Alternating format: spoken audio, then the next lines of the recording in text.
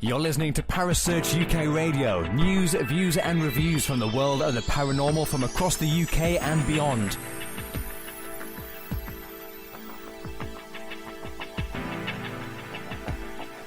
Find us on Facebook, Twitter and the World Wide Web. Parasearch UK Radio.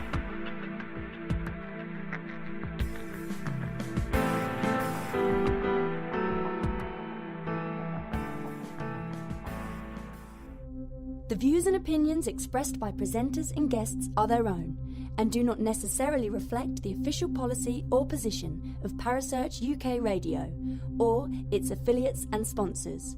Listener discretion is advised.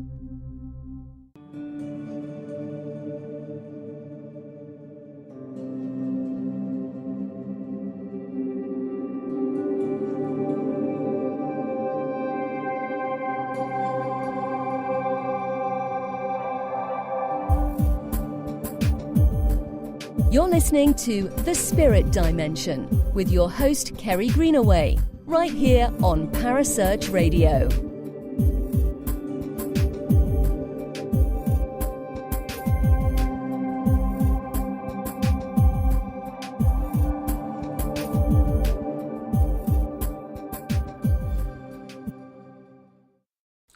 Good evening and welcome. My name is Kerry Greenaway. You're listening to The Spirit Dimension. And as always on this show, we have a look at the more spiritual, esoterical, metaphysical kind of things. And tonight I'm joined by a most amazing person. His name is Permutt. He's written so many books on crystals, the subject of crystals. And I've had him in the studio before talking about crystal healing. And tonight we're going to be talking about his new book, The Book of Crystal Grids. Good evening, Philip. How are you? Hi, Kerry. I'm great. Thank you very much. Excellent. I love having you in my studio. Thank you. So you've released this new book on crystal gridding. Now, there aren't that many books out there about crystal gridding, are there? No, not a lot. And none of them are like this, because this one really looks at crystal grids in two different ways. So part of it is prescriptive. So if you create this grid, then whatever this is for will happen for you. And the other is how to create and really the understanding behind crystal grids so that you can create a crystal grid for whatever it is you want. Mm-hmm. So there are 50 prescriptions of crystal grids for things which generally people want or need: love, romance, abundance, joy, happiness, forgiveness, letting go of things, all sorts of different things. But the detail of it is really about creating your own grids. And that's really, I suppose, what we want to talk more about tonight. Very, very much so, because as I say, it's a subject that people are starting to become a lot more aware of. There aren't that many books on it, but it's something that I come across. I work very extensively with crystal grids, as you know. But when I'm talking to people out in the crystal world, they don't understand what a fantastic manifestation tool a crystal grid is.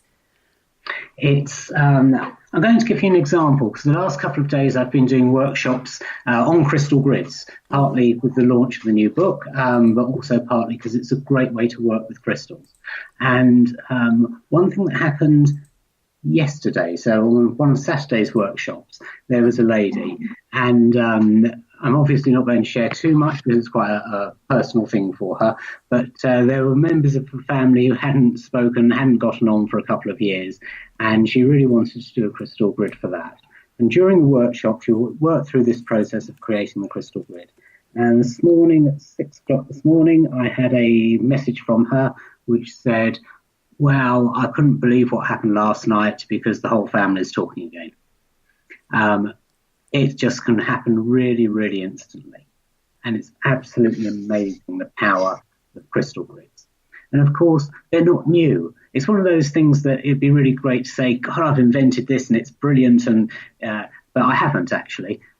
We've been doing it, we as sort of mankind have been creating crystal grids for however long we've been people, really, 40,000 years or 200,000 years, depending on who you listen to. we all create crystal grids. As soon as you've got a few crystals or a few stones or a few rocks, we've all done it as kids, haven't we? You've been sitting there on the beach with a few pebbles and you arrange them into a pretty pattern. Yeah. And these are subconscious.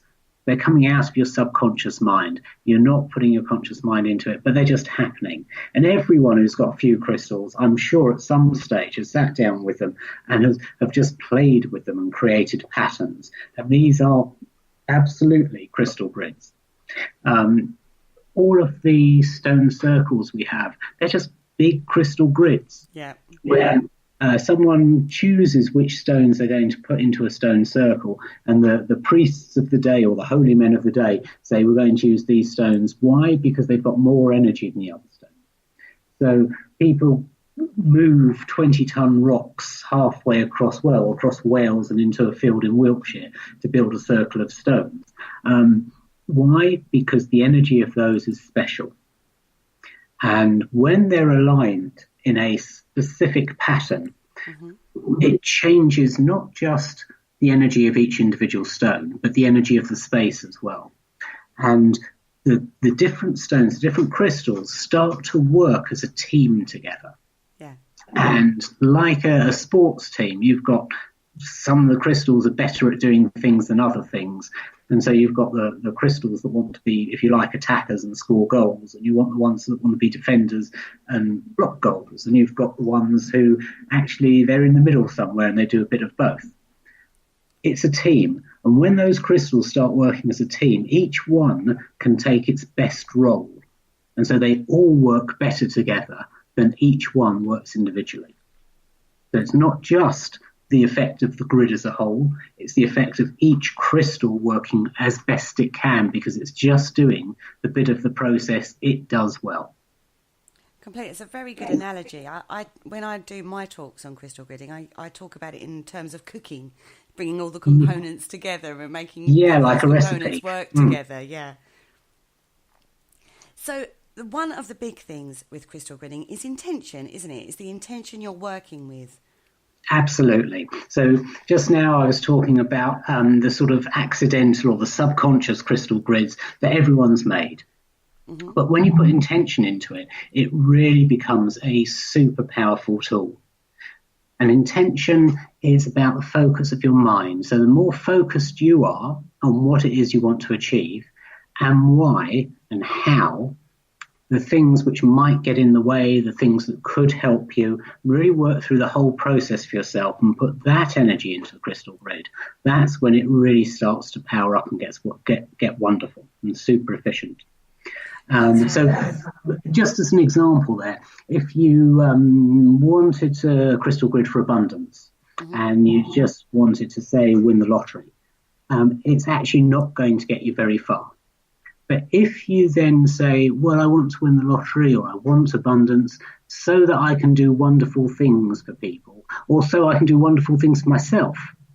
And what are those wonderful things that you would do, and be really, really precise about it, then it's going to start to work.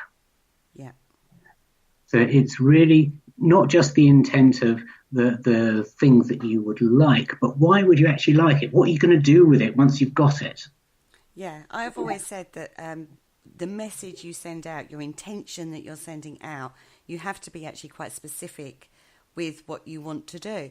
Because I've always found the universe is quite a fickle energy at times, and sometimes it's one of those things you have to be careful what you ask for, because you might get it. Yes, you usually get what you ask for. Yeah. So you have to be quite sure about what it is you actually want to do and where you want to achieve, what you want to achieve with it. Yes, absolutely. Sometimes you ask for something and the universe gives it to you and it's not quite what you thought you were asking for. Exactly. So you have to be very specific with your intention and very focused on it. Yes, but also the more specific and the more focused you are, the easier it is for that message to get out to the universe. Yes, I agree. When we're putting out a message to the universe, if it's something big and general, well, the universe can give us something small and vague and thinks it's done its job. But if you're really, really precise about what it is you're asking for, then the universe doesn't have a lot of choice but to actually come back and give you the very precise thing. Exactly. And that is really the key point to crystal gridding, isn't it? Yes. The It's more being very precise something specific. is, Yeah, yeah. being very specific with your intention and the message, basically, that you're sending out to the universe. Yes. And when I run my crystal grid workshops, which are all over the place, actually, next weekend, actually, we're in Rainham in Kent and Chelmsford in Essex and Osbury, I think it is, in Wales or near there. So there are quite a few places to catch up. And just a pure advert, if anyone does want to have a look at the other dates, they're all on my website, which is thecrystalhealer.co.uk. Which I'll share the link into the chat room as well, so don't worry. Thank you. Yeah, that's no problem at all. So anyway, going back to that, on the workshops, part of what we do is work through what someone actually wants and let them work through the process of creating their dream, creating their whatever it is, creating their image of the world, and how precise it is, and how it becomes what you've called it. So, for an example, if someone's looking for a new home, then they're not just looking for a new home. It's actually very precise what they want. They want something which is a certain size. It needs a certain number of bedrooms, doesn't it? It might need a certain number of living rooms. It's going to need to be in an area maybe where there's a good school for the kids, or other amenities, local amenities that might be important to yourself and your partner, and family. In the size of the garden, some people having a big garden is really important. Someone else might want a small garden that they can manage easily. Someone else might just want a bit of concrete that you can park a car on. But it's very, very personal what you want. And all of these things actually go into that phrase, new home. So when you say, I want a new home, you're actually saying, I want a new home with this number of bedrooms in this area and this number of living rooms and a garden that's big enough to put a shed in to make a recording studio in, because that, of course, is a really important thing. And anything else that you might want. Exactly. So you can't be non-specific. You know, you have to be very specific with what you want, and don't be afraid to ask for it. That was the other thing I found when I was doing mine, was people were almost scared to ask what they want. Now, I wasn't sure if that was because they didn't know what they wanted, or whether or not they were afraid to ask for that from the universe. I think for some people it can be one, and other people they are actually afraid to ask. I think some people, some people are afraid that they might get what they want. That's an odd way of looking at it. Yeah, almost like they're not worthy. Their own self-worth kicks in there. And I think that's something else about crystal grids, that there's nothing too trivial and there's nothing too important that you can't make a crystal grid for. I agree. I definitely agree with that. If it's just something you think, oh, that's stupid, it's unimportant, I can't make a crystal grid for that. But of course you can. And if something's so big and so important, well, yeah, go make a crystal grid for it. Mm-hmm. And the other thing that crystal grids do is they give you an opportunity to do something when it appears there's nothing you can do about something. Yes. The example I like about that is if your kids are going off on a gap year travelling, what can you actually do? Once you sort of wave them bye-bye at Heathrow, what can you actually do about it? And of course, the one thing you can do, which I think most parents do sooner or later in that situation, is send them some money. And they say, oh, hi, Mum, hi, Dad, I'm in Thailand, I've run out of money, can you send me some money?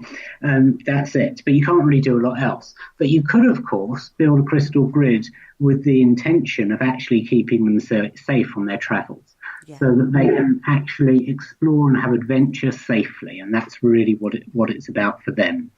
And what it's about for you. You want them to grow and experience things, but you want them to be safe. Yeah, incredibly important part of it. So new tools just to help to do something in a situation that just no one can do anything about. Actually, you can do something about it. Yeah. And there's an example of that in a protection grid. which I'm sure you won't mind the story. And I don't know if I actually said this on your programme last time I was on. Maybe not. But it's about the tourmaline medicine wheel. The tourmaline medicine wheel is a very, very simple crystal grid, and it's created with 9 tourmaline crystals.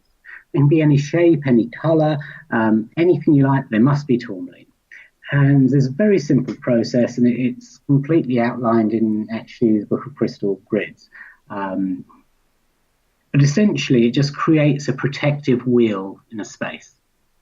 I had a client who was a very successful lady, lived in St Albans, where I'm based, and she worked in the City of London in finance, very good job, and got on really well. She was single, but she was really happy about being single. She had relationships with people, healthy ones, and some not so healthy, of course, but that's life. But she was just happy, basically. One day she came home from work to find she'd been burgled.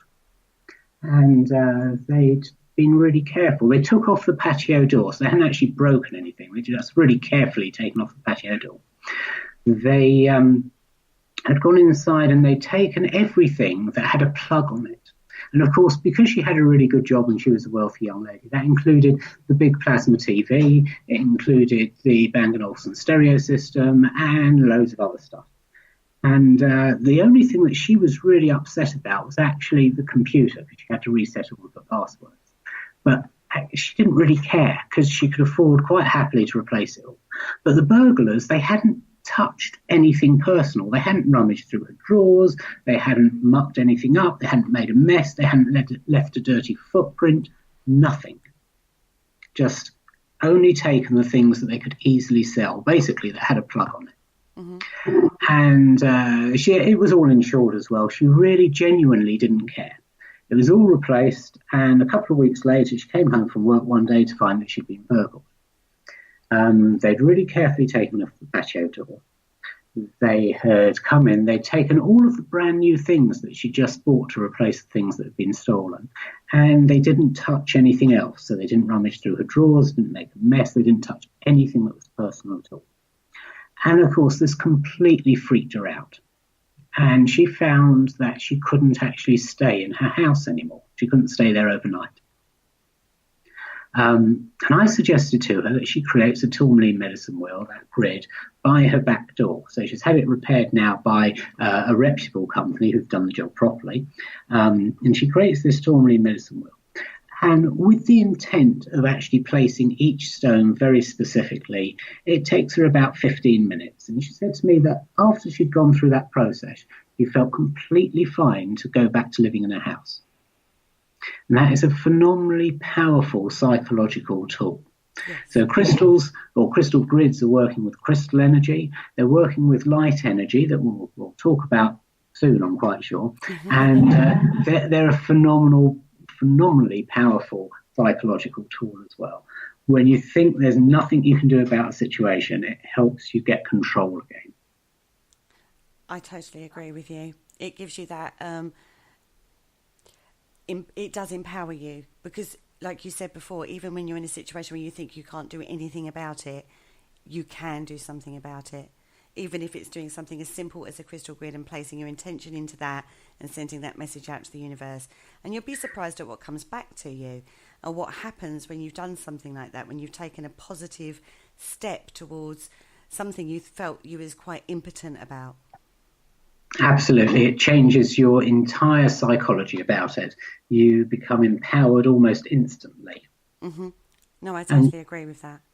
And crystal grids can be very, very simple, mm-hmm. and they can be very, very complicated. So you could have a grid really as simple as just having 5 crystals with one in the middle and 4 around it, just in the 4 directions of north, south, east and west. Yeah. I mean, that was the other thing I found with customers or clients. I'm never sure what to call them because I like to call them friends because you all, I'm sure you find this in your workshops as well. You know, they're not just your customers, you become close to them, don't you? You become involved with them. Yes. On a different way you would from a normal everyday type of workshop. When you work in any form of spiritual way, I always find it awkward calling them clients or customers because they're not. It's something different, isn't it? It is. It's very much. You become really intimately involved with their energy. Yes, that's very true. So that was one of the other things I found is people going, oh, but it's really complicated. No, it isn't. It doesn't have to be. It can be, depending on the intention you're working with or the energies you're working with, but it can be, like you said, very, very simple. Yes, completely and utterly. Keep it simple and it works really well. In fact, some of the simple ones work the best. Yes, they do. It's all very much about intent. Get the intent right and everything else is going to flow and follow. I agree with that. Now, there's one thing with crystal grids. You have to place them in a very specific form, like a pattern you talked about at the beginning of the show, setting them out. Now, that links into sacred geometry, doesn't it? Yes, it does. And sacred geometry can add to crystal grids. You don't have to use sacred geometry. It's another layer of it. Yeah. And when you add another layer, it adds a dimension. So it can make them more powerful. It can also be really useful because some sacred geometry is really, really simple. So the basic shapes of a circle is sacred geometry. A triangle is sacred geometry. A square is sacred geometry. A spiral is sacred geometry. And so, yes, there are the more complex ones like the flower of life, which can get quite complicated, but look absolutely wonderful when you put all the crystals into a grid like that. But you can keep it simple and add sacred geometry to it as well. And if you're looking at crystal grids and they look very complex and you haven't got enough crystals, as long as you've got at least one of each type of crystal that's there, you can always start off by putting those in place and replacing all of the other crystals with quartz crystal. And so as long as you've got lots of quartz crystals, you can get it going. And there are loads of type of quartz. It doesn't have to be clear quartz. So loads of crystals. You've got things like amethyst and citrine and rose quartz. They're all types of quartz, smoky quartz. All of the agates are quartz. All of the chalcedones are quartz. All the jaspers are quartz. So I'm sure most people who've got any sort of few crystals have got loads and loads of quartz. Totally agree with you. I totally agree with that. As long as your intention is there, you will be able to make your crystal grid. You don't have to go out and buy like 20 of the same crystal. Yeah, if you've got if you've actually got 20 of the same crystal, that's great. But if you haven't, then do it anyway. Don't think that you can't create this grid because you haven't got 20 of this crystal. Yeah, the only limitations with this is actually the limitations you place on it yourself, isn't there? Absolutely, yes. Yeah. There are lots of crystals which have a slightly different purpose, a slightly different power in a crystal grid to how you would use them if you were just working with healing and placing them on the body, or if you were going to carry it around with you. And sometimes they sort of just change their language a little bit. Mm-hmm. So crystals which sometimes maybe like citrine, which is really good for digestion on the body. It's also really good for digestion of ideas and creativity in a crystal grid. So it can be really useful for bringing in things like abundance and changes and joy and new beginnings and any of those things when it's placed into a crystal grid. Yeah, I mean, just going back onto the symbol side of it with the sacred geometry, I've always said that you can use any symbol if it's had power over the years. So you can incorporate any symbol if you want to. You don't have to just stick to sacred geometry. You can pick up any other symbol that you want to make your grid into. How do you feel about that? I agree with you totally. I think that if you like, the standard symbols which are used over and over are great and they're simple. Sometimes they're complex, actually, but they always work. But anything which for you has power will work. So, for example, in the Book of Crystal Grids, there's a grid which is used, which is a healing grid, and it's actually based on 7 chakras on the body. Yes. That's not a standard sacred geometry shape at all, but it can be a very powerful basis for a crystal grid for sending distant healing to someone. And all of the grid layouts, the sacred geometry, all of the symbols which are in the book are actually available for a free download from the website as well in any case. So you can just download them, print them off and use them underneath any grid you want, either the ones in the book or your own ones.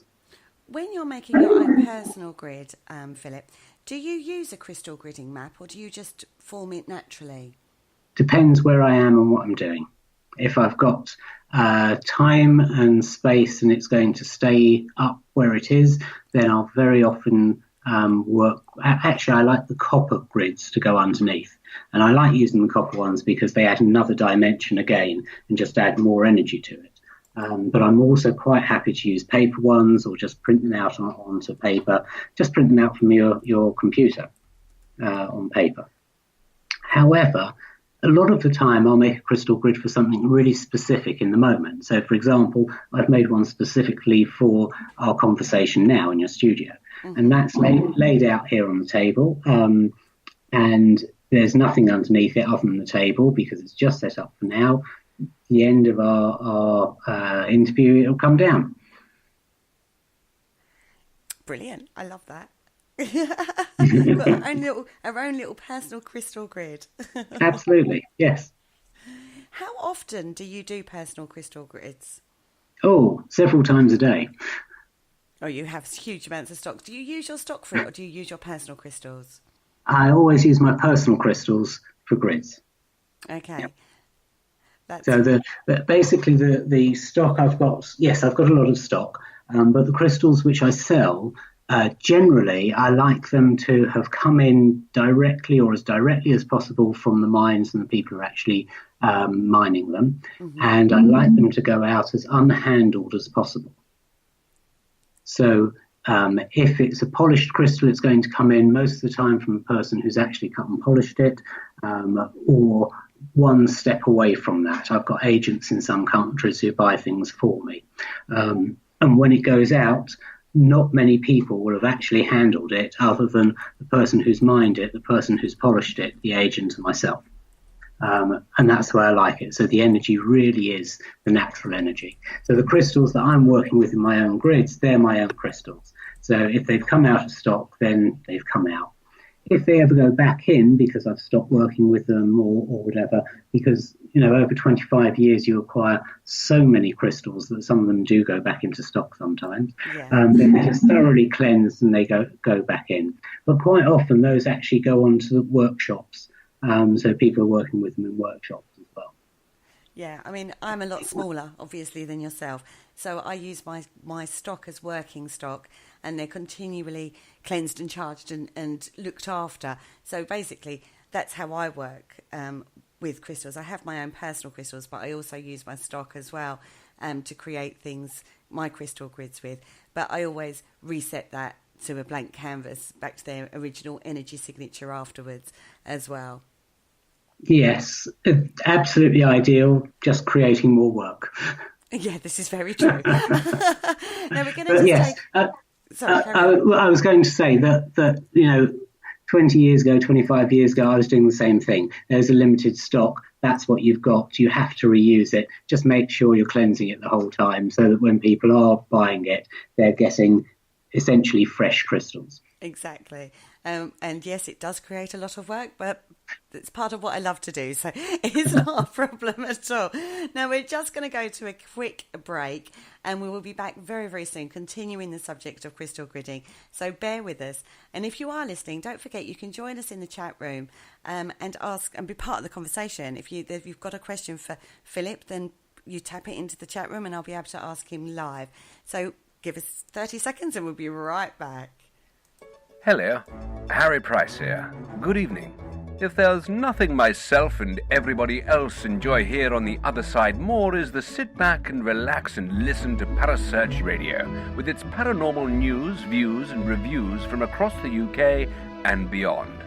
Make sure to find out more about them on Facebook, Twitter and the World Wide Web, whatever they are. To keep up to date with all their broadcasts throughout the week, and I hope you enjoy them as much as we do over here. Hello? Is anybody there? Oh, welcome back. You're listening to The Spirit Dimension. I am Kerry Greenaway, and I'm talking to Philip Permutt tonight all about his new book, The Book of Crystal Grids. Now, before the break, we were talking about how Philip works on a personal basis in regards to crystal grids. Now, I'd like to go on a little bit. Have you ever created like a 3D crystal grid? That's a fascinating thought. Years ago, I had a 3-dimensional chess set, and I actually used the boards of it to create a 3-dimensional grid, which was quite fascinating in how it all sat together. It was really simple, and it was all made of quartz. But essentially, the crystals connected to the center on one level, but then they also connected above and below, and it just gave an extra dimension. At the time, it was purely an experiment, and it got really, really complicated. It's the sort of thing that I should actually revisit and really think about again and find a way of doing it which is much simpler than I was trying to do it.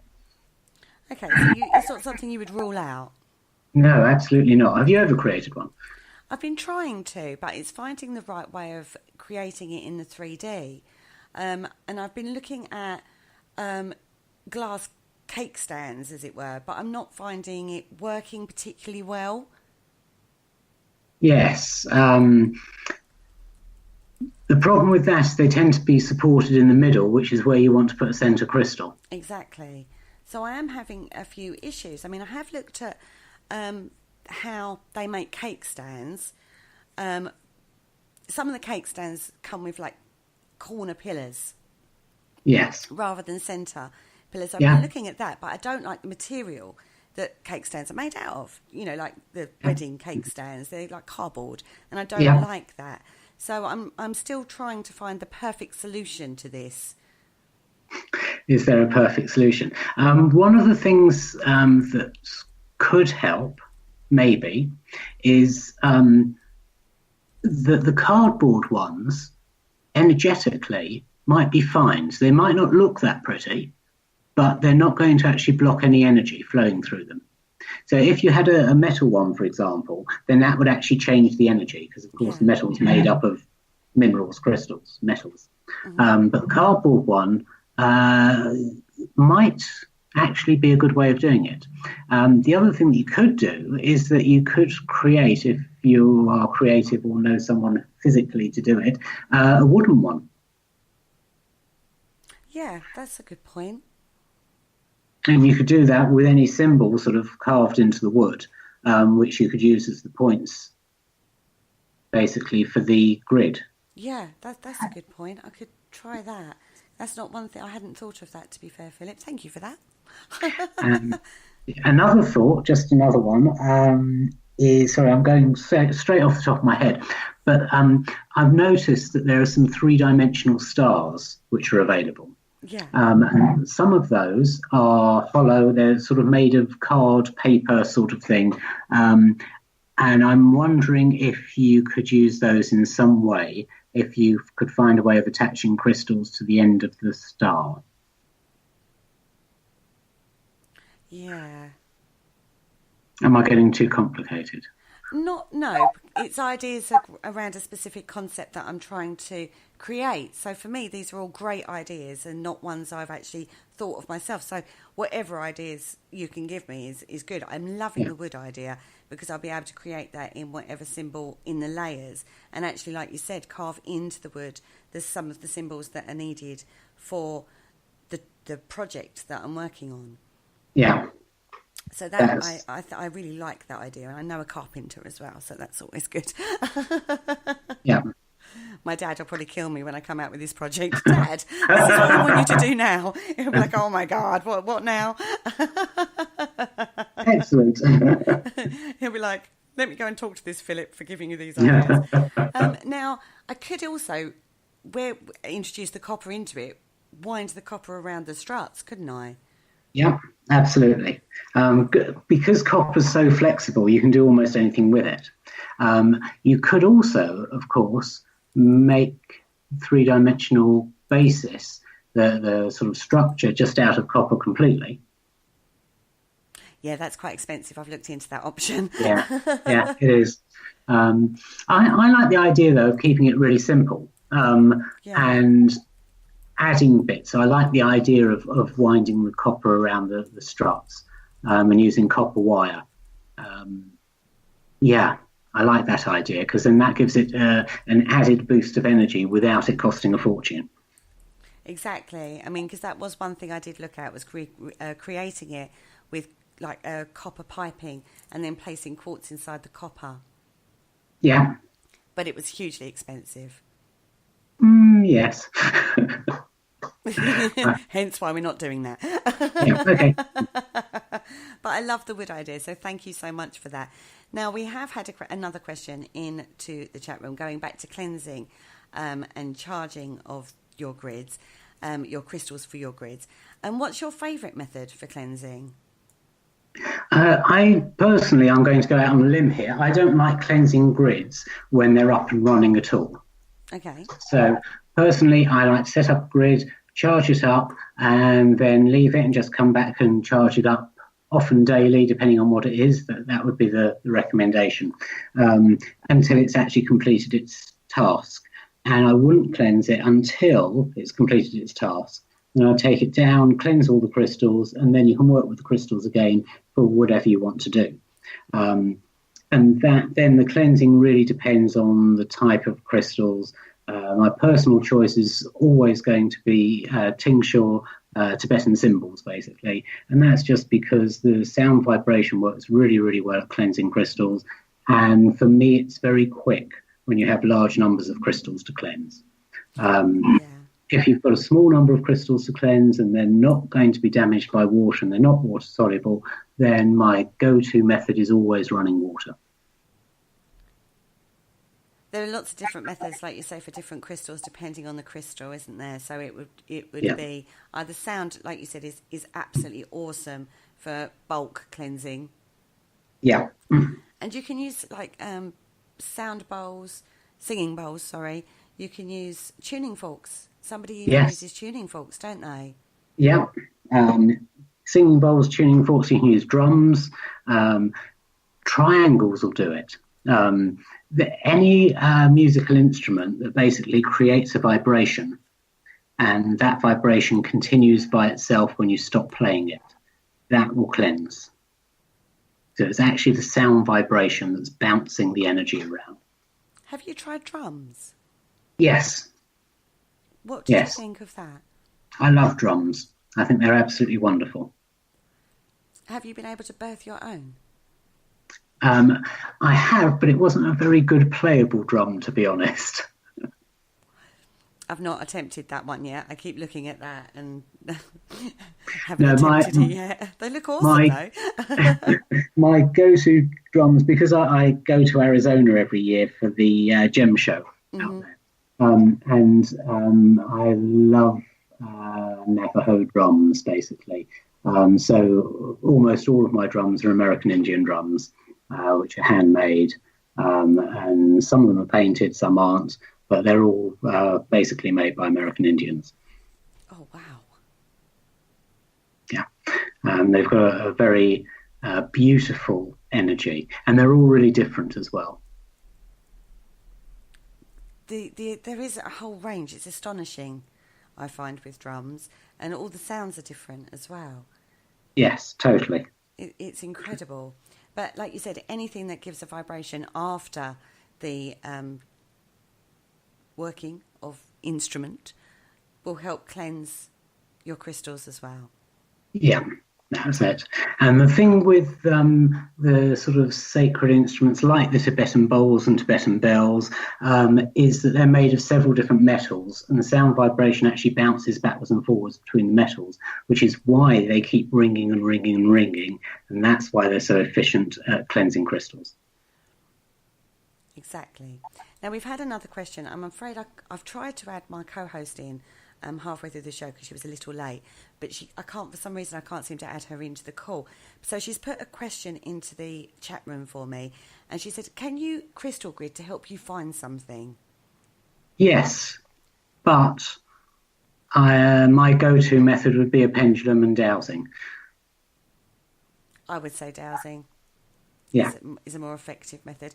If you was in a large landscape area, how would you go about finding something there? Would you use dowsing rods?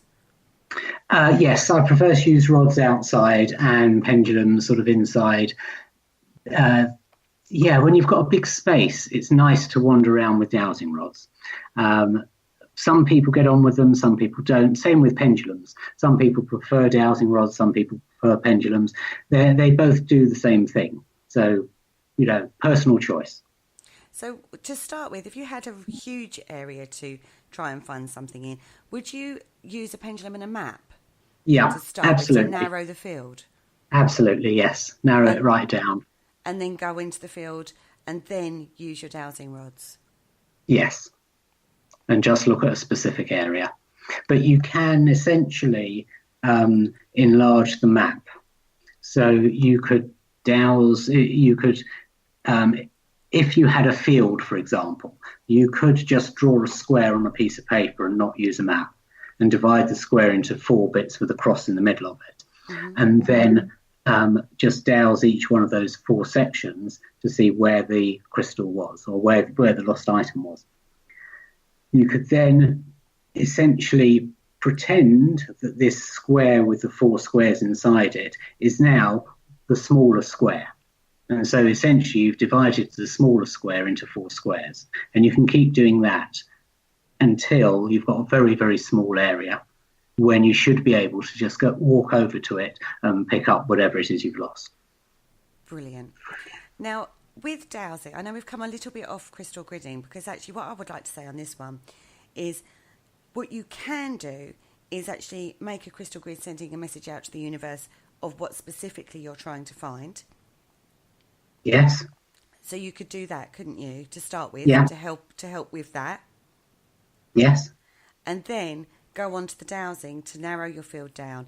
And then, do you think dowsing is a more instinctual thing that's followed, or do you need to learn this? Everyone can dowse, essentially. Literally every single human being can dowse. And it's like almost everything else. Some people are better at it than others. But everyone, the more you practice it, the better you get. Everyone can sit down at a piano and be taught to play Three Blind Mice. And if you practice it, you will get better and maybe play a whole tune. And if you practice and practice and practice and practice, then you might get up to the level of sort of concert pianist. Mm-hmm. But if you don't do it, then it doesn't mean to say that you can't walk over to a piano and hit a few keys and make a sound, because everyone can. And dowsing is a bit like that everyone can. It's a totally natural human ability. And it goes back to the times of being hunter-gatherers and dowsing to find water. And literally every human being can do that. I totally agree with you. Landscape dowsing can be incredibly powerful and awesome just on its own, can't it? Yeah, I do a workshop in Avebury, where we actually do go out and dowse the stones and the energy lines between the stones. And it has amazing results that you just wouldn't expect, connections between certain stones and certain areas of the stone circles, because there are 3 stone circles there basically sort of within each other. Yeah. And because they're not sort of perfectly aligned within each other, and so they're offset, some of the lines of energy that you find, you just wouldn't expect to be there. It's absolutely fascinating. And like we said right at the beginning of the show, these are actually just like monumental crystal grids, aren't they? Absolutely. And the other thing I really like about pendulums when you're creating a crystal grid is that they really support your intuition. Yes. So if you're selecting crystals to help whatever specific thing that you want, and you pick up a crystal and you think, I'm not quite sure if that's the right one, just go to your pendulum, ask your pendulum, is this the right crystal for this crystal grid? Yeah, I do that all the time. I check the balance of my crystal grids with my pendulum all the time. Pendulums are just a great fallback, and they support your intuition. So I would always say to people, try and do it yourself, check it with your pendulum. And the more you do that, the more your pendulum tells you, yes, you got it right, the more you'll trust your intuition. Mm-hmm. Now, right at the earlier part of the show, you talked about working with crystal grids for distant work. Yes. Can you explain that a little further? Yeah. If you want to send distant healing to someone, for example, then picking a crystal to represent them is firstly for them healing in itself. And you can have two of those crystals of the same type of crystal. One of them goes in the middle of your grid, and one of them you give to the person that you're sending distant healing to. And then you create the crystal grid, which you can do specifically to support their medical condition, or if you don't know what it is that needs healing for them, you just want to send them healing, then you can select crystals intuitively to go in that crystal grid, charge the crystal grid up. And we must come on to talking about charging the crystal grid up in a minute. Yeah, we will. We keep mentioning it and then not telling anyone about it. Yeah. But yes. And then basically you're sending the energy of that crystal grid to the person you're sending the healing to. But rather than when you send distant healing normally, you're sending out healing, and then when you stop sending it, you stop sending it. With a crystal grid, you're sending the healing into the grid, and the crystal grid keeps sending the healing 24/7. And that's how you do it, guys. You can even put the person's name or the intention that you want underneath your center grid, your center crystal, can't you? Yeah, or you can use a photograph of them and create the grid on a photograph. So there are plenty of ways you can work with it. Now, we talked about building up your energy levels within your grid. Now, I like to use coloured cloth. I like to bring the energy of colour in. Have you tried that yourself? Yes, colours, different shapes of crystals, all sorts of things. Colour is a really weird field because nothing's quite what it appears. That goes into a whole nother evening of talking about it. Yeah, it does.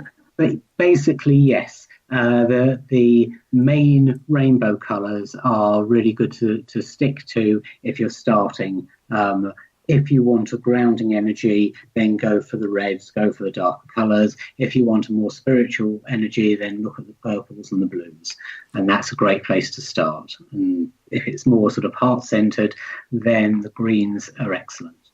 Exactly. So almost inline it with your chakra colours on a very basic starting level. Yes.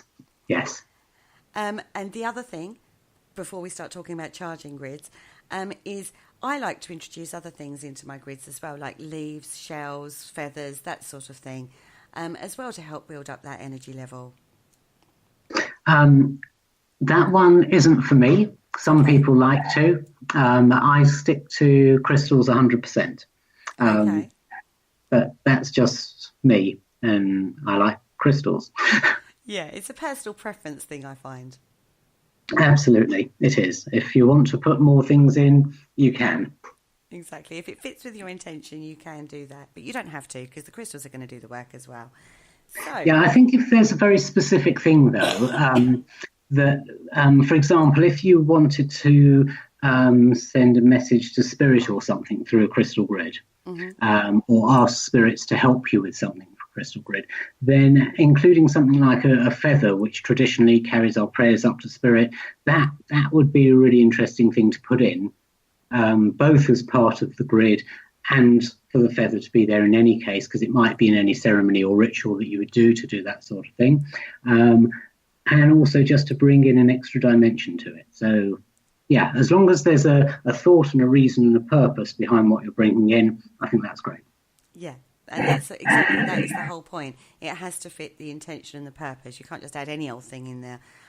You have to have the things that are going to fit your intention. Yes. Is where we're going with that. Right, now we've created our crystal grid. We've done everything we've talked about so far. How do you charge your grids, Philip? We've finally got there, but I'm not going to tell you right now. First of all, I'm going to talk about light and quantum physics, because I love quantum physics. And essentially, light's the smallest thing. A photon of light's the smallest bit of energy that there is that we play with. And anyone who's worked with quartz crystals, especially sort of quartz point crystals, natural terminated crystals, will have noticed at some stage that they do weird things with light. And one of the weird things that they do with light is they pick it up and they focus it. And anyone who's got a quartz crystal at home can just take it in their hand right now, get the pointy bit, the termination pointing down, and just move the crystal over the palm of your hand in a circle. Just have it, a few centimetres, 2 or 3 centimetres away from your hand, about an inch in old money. And as you move it round, you'll see a point of light, or it might be a flash of light or a line of light, but a mark of light of some point. And it's just moving around on the palm of your hand as you're moving the crystal. And all that's doing is it's picking up the light in the room that you're in, and it's just focusing it onto the palm of your hand. Now, all energy, everything is made of that light. And quartz crystals in particular focus it. Now, when I say everything, I mean everything. I mean you are, I am, everyone listening is, everyone who's not listening is. My laptop is, the table is, the bottle of water here, the water itself, the plastic is, everything's made of light. And every tradition, every spiritual tradition, the world over, at some stage or other, in some way, has described us human beings as beings of light. They use different language and flowery things to say it, but it's always the same thing. And that when we achieve a certain level spiritually, we become enlightened. We get closer to the light. We become one with the light. We connect with the light. And that's because this light thing is this absolute energy of everything. So we've been talking about that in a spiritual way as human beings for thousands of years, and every tradition that's ever been recorded. So this isn't a trick of the English language, because it's every language in the world, and it's every language that's ever been. So languages which aren't used, dead languages, they also use this same sort of description of people and light and enlightenment. And it doesn't matter what tradition, it doesn't matter what religion's called, it has that in it somewhere. Now, if that's correct, then as a being of light, if we are connecting with light and we're changing light and focusing it and giving more, then that is obviously going to be better. Now we look at quantum physics, and quantum physics suggests that the photon of light is the smallest particle, and it's going to dance around and move and do all sorts of weird things. And the latest research has sort of found that some of these photons of light are actually linked, but they're linked energetically, not physically. So one might be in you, Kerry, and one might be in me, and those two will always be linked together, whatever we're doing. It might be that there's one in someone in London and one in someone in Australia, and those two photons of light will always be linked. And maybe it's why we are sensing and feeling things from other people at a distance. But when we focus that energy, and we really focus that into a crystal grid with a quartz crystal, that boosts up the power of the crystal grid, and it really, really charges it and energizes it and sets it up and really kicks it off working in a big way. And the way to do it is really with a quartz master crystal. So that's really any reasonable sized quartz crystal. My preference is always for Lemurian crystals, just because I think they give it an extra boost. But any quartz crystal will do. A terminated quartz crystal, the point pointing down towards the center crystal, which is the focus crystal, the main point of the grid, if you like, and just go around that in a clockwise direction, again, an inch or so above it, or 2 or 3 centimeters. Just go around that in a clockwise direction for a couple of minutes, and then come out on the grid to the crystal furthest away at the top, basically, the one at the sort of 12 o'clock position, if you like. And again, do the same thing with that. Just go around that. And then once you've done that, come back to the center one again and come round that one. And then once you've done that, come out to the next one, going clockwise around your grid. So if you've got 12 crystals, you're going to come out to the 1 o'clock crystal. And each time you're going to activate a crystal, then you're going to come back to the center, to the focus stone in the middle and activate that, and then go out to the next one and keep going around the grid. And don't just do it once, but keep going and keep going and keep going. Keep going until you feel the grid is completely energized and it has as much energy as it can hold. Now, when you feel that, you can always ask your pendulum if that's it, if the crystal grid is actually fully charged, or do you need to keep going? And you'll also find that some crystals will charge up really quickly and some will take more time. And the best way, once you sort of get into the sensitivities of it, and especially if you're sensitive to crystal energies, it's quite easy. But when you feel your quartz master crystal changes in your hand, the feeling of it changes. And for some people, it heats up. For some people, it cools down, or it might get tingly, or it might stop being tingly. But whatever it is that it does, that's saying that that crystal is done and it's time to move on to the next one. But if you're not feeling that, it really doesn't matter. Just keep going through the process with a minute or two on each crystal, and it will work, and it will just build it up and build it up. Okay, so how often do you have to do this? Every day. Okay. That's nice and simple, every day. But what you will find is that after you've charged it up a few times, it'll get quicker and quicker to charge it up, and that you won't need to spend ages on each crystal. Sometimes it'll be really, really quick, and sometimes you'll go to charge it up and most of the crystals will actually still be charged, and you'll just feel that you can just go around a few. And if you're not feeling it and sensing it, just go back to your pendulum, ask your pendulum which crystals need charging up. Would your crystal grid sometimes, the intention behind it, so you set your crystal grid, it feels fine, you charge it up, you feel that it's right, would that sometimes evolve and change throughout a time of working with that? The answer to it is no, but it might appear to. So what I'm thinking there is that your intention wasn't clear when you started, and it has become more focused as you're working with the grid. So that might appear that it's changed, but I don't think that the grid has changed, if that makes sense. Yes, that makes sense to me. I understand that. Now... Sorry, I was just going to say, if you decide that you want to do something different and you want to change your intention, then rather than trying to change it with the grid, take it down, cleanse all the crystals and start again. Right. So that's the better way of doing it than trying to change an already set intended grid. Yes. Okay. So it's endless, isn't it, with crystal grids? There's no end to what you can put your intention to. Yeah, completely endless.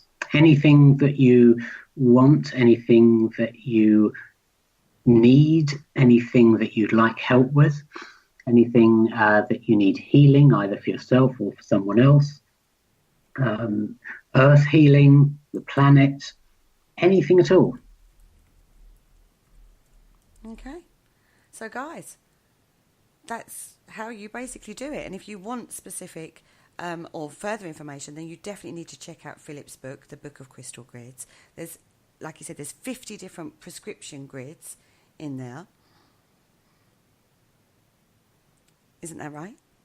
Yes, there are 50 prescription grids, and the first half of the book is all about creating your own grids, how crystal grids work, and really the detail of how they're working, why they work, and how you can work with them, how you can create your own grid for absolutely anything. That's right. So where can people find you and find your book? They can find me at thecrystalhealer.co.uk, and all of my contacts come from there, and no doubt they will be on the chat room as well. Thank you very much. The book is available from me through the website, or it's available at every bookshop in the English-speaking world and every good crystal shop in the English-speaking world, anywhere from here to Australia and back again. That's very, very true. Your books are incredibly accessible, and it's not the first book Philip has written, as you all know, I'm sure. He's written plenty of other books. One in particular is one of my personal favourite ones, which is basically the book you wrote about how you can use crystals rather than individual crystal meanings. It was where you can use crystals in your everyday life, and that was one of the very first books I got. the Sacred Stones book? Ah, yes. Yeah. And Sacred Stones and Crystals, that's actually a workshop that we do in Avebury. That's the title of the workshop. Yeah, so guys, if you haven't got that one, I recommend that one personally, because when I very first started, that was one of the very first books I bought, and it provided valuable information right at the beginning of my own personal crystal journey.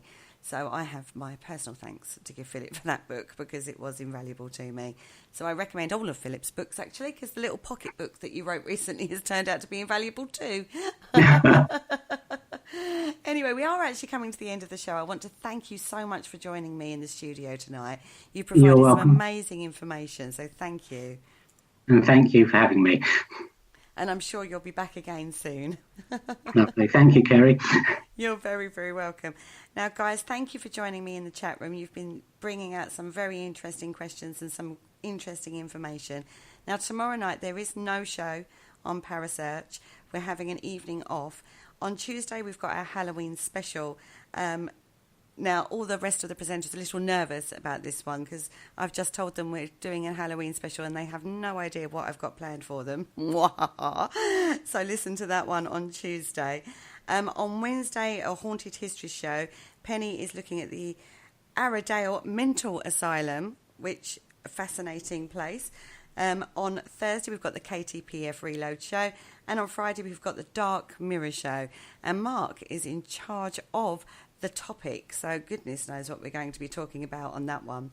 Now, next Sunday, on the Spirit Dimension, I've actually got Pamela Caddy coming into the studio. We are going to pre-record that because of Bonfire Night. I kind of don't really want to be doing a show while all the bangs and crashes are going on. And she does something called automatic writing. Have you heard of that, Philip? Yes. Automatic writing is really a connection to spirit or another source of energy where information comes in and it acts through you and the words come out on paper. That's right. And I've got a lady who apparently is very, very good at this. So it'll be very interesting to talk to her about that.